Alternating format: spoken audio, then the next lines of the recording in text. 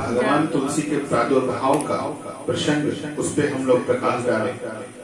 श्री ब्रह्म वैवर्त पुराण के अनुसार भगवान नारायण कहते हैं, नारद धर्मध्वज की पत्नी का नाम साध्वी था।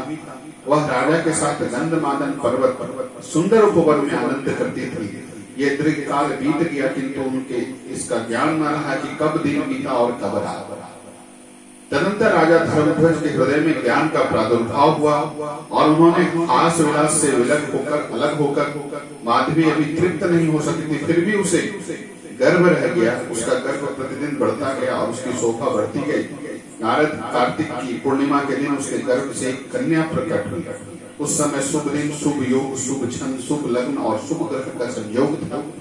ऐसे योग से संपन्न शुक्रवार के दिन देवी माधवी ने लक्ष्मी के अंश से प्रादुर्भूत उस कन्या को जन्म दिया। कन्या का मुख ऐसा मनोहर था मानो शरद ऋतु की पूर्णिमा की चंद्रमा हो। नेत्र शरद कालीन प्रफुल्ल कमल के समान सुंदर थे। अधर पके हुए बिंबा फल की तुलना कर रहे थे। मन को मुग्ध करने वाले उस कन्या के हाथ और पैर के तलवे लाल थे। उनकी नाभि गहरी थी। शीत काल में सुख देने के लिए उनके संपूर्ण अंग गर्म रहते थे और उष्ण काल में वह शीतल बनी रहती थी।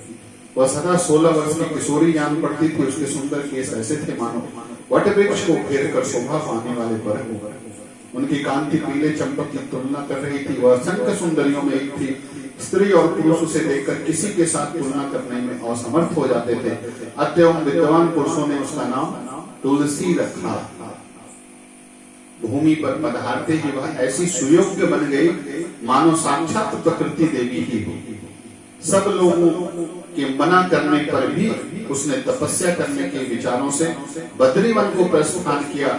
वहां रहकर वह दीर्घ काल तक कठिन तपस्या करती रही।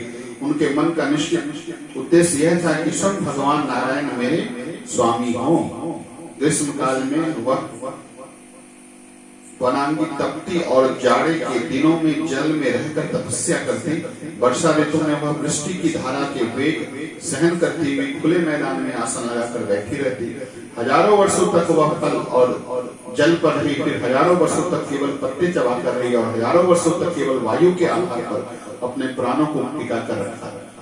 इससे उसका शरीर अत्यंत छिन्न हो गया। तदंतर वह सहस्त्रों वर्षों तक बिल्कुल निराहार रही। निर्लक्ष्य होकर एक पैर पर खड़ी हो वह तपस्या करती रही। उसे देखकर ब्रह्मा उत्तम वर देने के विचार से बद्री आश्रम में पधारे। हंस पर बैठे हुए चतुर्मुख ब्रह्मा को देखकर तुलसी ने प्रणाम किया।